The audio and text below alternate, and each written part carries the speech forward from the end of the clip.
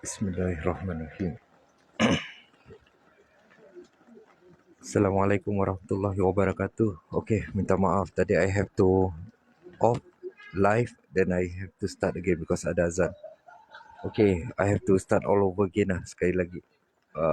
Apa yang I nak share hari ni tentang tentang attitude kelakuan kita yang berkaitan dengan akhir zaman. Apa yang kita lakukan daripada hati, fikiran kita sampai ke lidah kita, sampai ke mangsa kita. Okey, kita salah satunya adalah inilah tentang apa ni, kita menyakiti hati orang, menzalimi orang, menganiayai orang, mengecewakan orang. Okey, ini semua kita nak kena hati-hati. Bukan seperti apa yang kita tahu, kekasih Allah seperti para anbiya, para sahabat, wali Allah, ustaz, ulama, ni semua.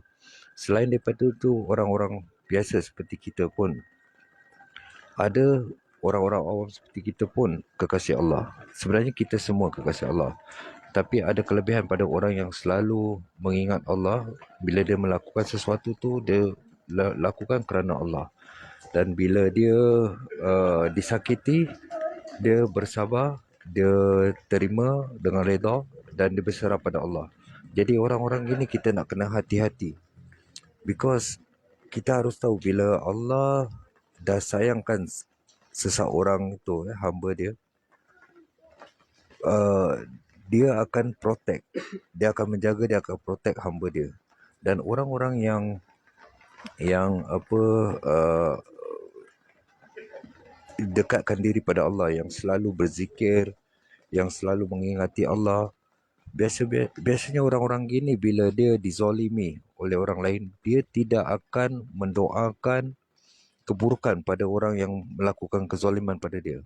Dia tidak akan membalas kezaliman yang dia dapat daripada orang lain.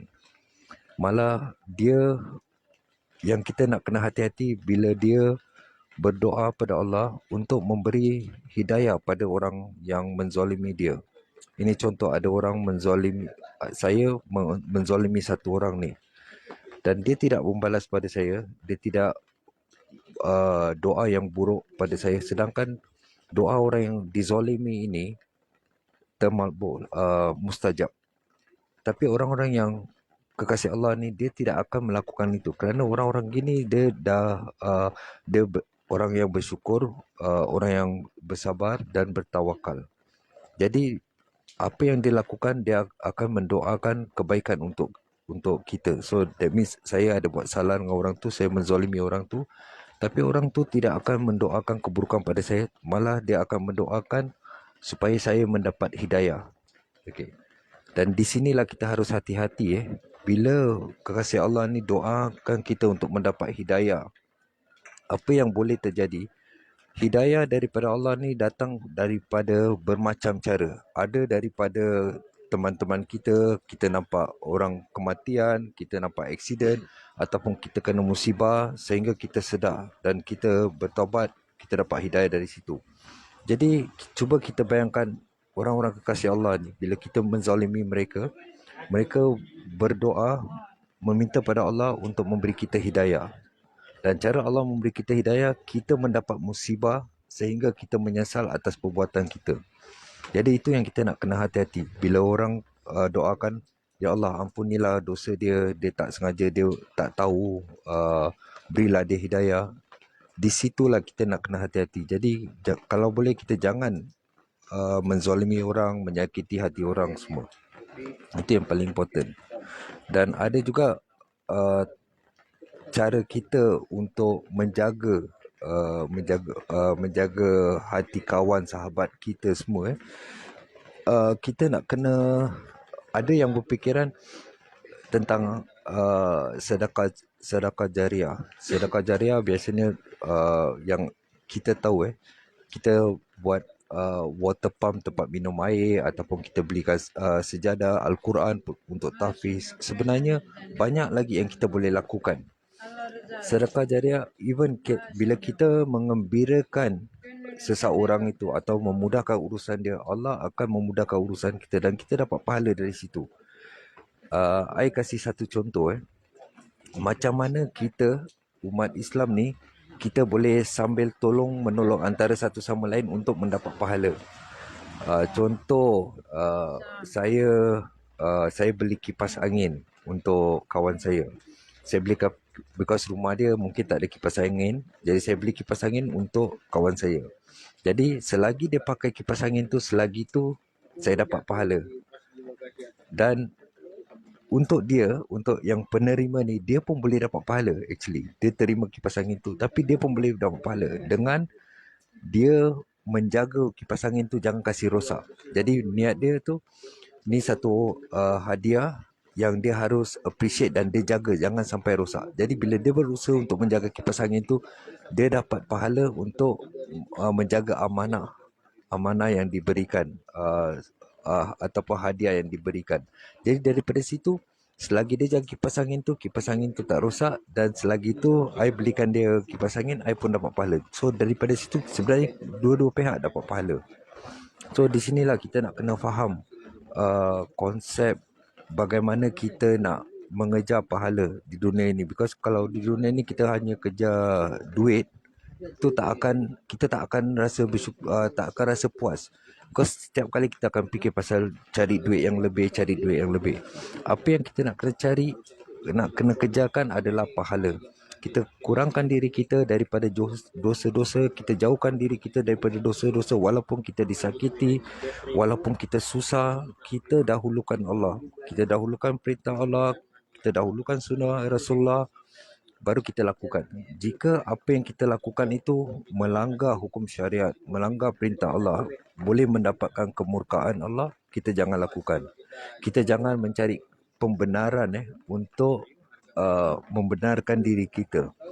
Salah satu contoh yang saya nak kasih tentang ni, saya minta maaf dulu tentang orang-orang perempuan yang kerja di luar negara. Saya faham kalau fakta ekonomi, ada yang single parent, dia perlu cari nafkah untuk anak-anak dia. Mungkin suami dia meninggal, mungkin suami dia sakit, mungkin mantan suami dia tak kasih nafkah. Jadi dia berhijrah ke lain negara untuk bekerja dengan alasan mencari nafkah. Okey. Itu Allah tidak akan because Allah kasih kita ujian. Jadi kita kena faham itu adalah ujian daripada Allah. Jadi kita jangan ambil perkara itu sebagai satu alasan bahawa Allah akan terima ibadah kita mencari nafkah di negara luar. Okay, because orang perempuan bila dia travel keluar bermusafir, dia harus ada mahram. Kalau dia tak ada mahram, dia tak boleh keluar jauh daripada situ. Kalau dia kata dia nak keluar contoh ke Hong Kong, ke Malaysia untuk bekerja, ataupun ke Turki, dia harus membawa mahram ataupun menetap ke tempat yang dia tinggal tu, bekerja di situ walaupun gaji kecil. So itu yang sebenarnya. Jadi bila kita membuat keputusan daripada awal tu, kita dah melanggar perintah Allah, kita dah keluar daripada negara kita yang jauh untuk kita fikir kita nak cari nafkah untuk anak-anak kita, tapi dengan cara yang salah. Jadi bila kita bermulakan dengan melanggar perintah Allah, apa yang kita lakukan, gaji kita adalah haram. Okey, haram dia bukan gaji tu walaupun kita kerja halal, tapi perbuatan kita. Bila kita dah tinggalkan menolak perintah Allah tu, jadi apa yang kita lakukan tu dah tak ada barakah. Sama juga contoh kita beli rumah. Kita ambil bank loan. Kita boleh kata kita terdesak. Tidak ada perkataan terdesak dalam dunia ni. Allah selalu kasih kita pilihan. Kalau kita tak mampu, kita boleh sewa rumah. Kalau kita mampu, kita beli. Jangan kata kita terdesak kerana anak cucu kita beli rumah dengan hutang bank yang ada riba. Lepas tu rumah tu dah ada riba, kita mengerjakan solat dalam rumah tu. Jadi something yang kita dah melanggar perintah Allah, tapi kita minta bantuan Allah dalam apa yang kita lakukan tu. Sama juga seperti kita minum arak, minum khamar, sambil mabuk ni kita berdoa minta Allah tolong. Dah macam contradict. apa yang kita lakukan ni dah ada bertentangan. Jadi untuk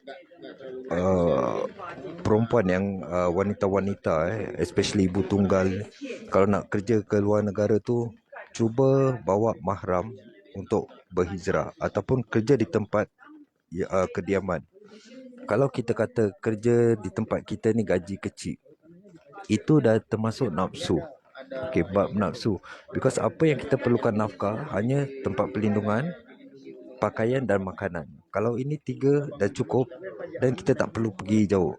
Apa yang buat kita rasa tak cukup? Kerana kita dah mula fikir, aku nak cari duit lebih untuk nak beli handphone, nak beli laptop, mungkin aku nak perbaiki rumah yang dah rosak. Jadi itu sebenarnya bukan perkara yang wajib, dan itu sebenarnya perkara-perkara duniawi. Jadi kita dah dahulukan dunia dan kita ketepikan perintah Allah. Jadi di situlah masalah dia datang. Jadi baru-baru ni saya tengok ada beberapa orang komplain tentang lira, duit lira jatuh. Dia kata lagi bagus kerja kat Indonesia, duit lira dah jatuh. Actually bukan soal, masalah dia kalau orang itu tak keluar daripada negara itu, dia tak melanggar perintah Allah, dia tak akan menjumpa masalah ni. Because dia tak pergi ke negara ni. Jadi dia kerja di Indonesia, dia tak akan jumpa masalah ni. Kerana dia melanggar perintah Allah, maka masalah ni datang. Dan ramai orang yang kerja di luar negara tu tanpa mahram, bila kita tengok masalah-masalah yang mereka hadapi, seperti suami selingkuh, kadang orang tua sakit dia tak dapat balik, ada yang orang tua meninggal, kehilangan, ada banyak masalah. Jadi masalah dia semua berpunca daripada perbuatan kita, permulaan perbuatan kita. Seperti tadi yang saya jelaskan, bila kita keluar tinggalkan tempat kita tanpa mahram, niat kita untuk cari rezeki, sebenarnya itu dah perkara yang salah. So, I minta maaf untuk siapa-siapa yang kerja luar negara tanpa mahram. My advice, kalau kita nak keluar negara tu boleh, untuk perempuan, kita bawa kita punya adik ke, kita bawa mahram kita, abang kita, paman kita, kita bawa pergi sama-sama, kita kerja kat luar negara, tak jadi salah. Tapi kalau kita tak boleh, kita kerja di tempat kita, walaupun kita hanya cuci pakaian orang, kemas rumah orang, itu sudah. Yang kita perlukan adalah barakah daripada Allah. Duit gaji yang kita dapat tu ada barakah. Allah reda dengan perbuatan kita, kita dapat makan, dapat minum, dapat pakaian dan dapat tempat tinggal. Itu dah cukup. Melainkan kita nak jadi hamba nafsu kita, kita dah mula nak fikir tentang handphone, tentang apa-apa keduniaan, itu yang membuat kita rasa tak cukup, tak bersyukur, dan kita ingin mencari pekerjaan yang jauh untuk mendapatkan duit yang lebih. Okay, I think ni pun tadi baru azan, so I think kita nak pergi solat dulu. InsyaAllah nanti kalau ada time, I will share again. I minta maaf kalau kata-kata yang tadi I sampaikan ni menyinggung perasaan. Yang mana baik, you all ambil, itu semuanya datang daripada Allah. Yang mana buruk tu daripada saya sendiri. Sebelum saya mengakhiri, saya mau tunjuk teman-teman saya yang ada di sini. Ni Eri daripada Malaysia, dan ni Mas Fiki daripada Indonesia. Mas Fiki baru sampai semalam. So insyaAllah kita akan pergi solat. Lepas tu kita akan continue kita punya aktiviti hari ini, insyaAllah. Assalamualaikum warahmatullahi wabarakatuh.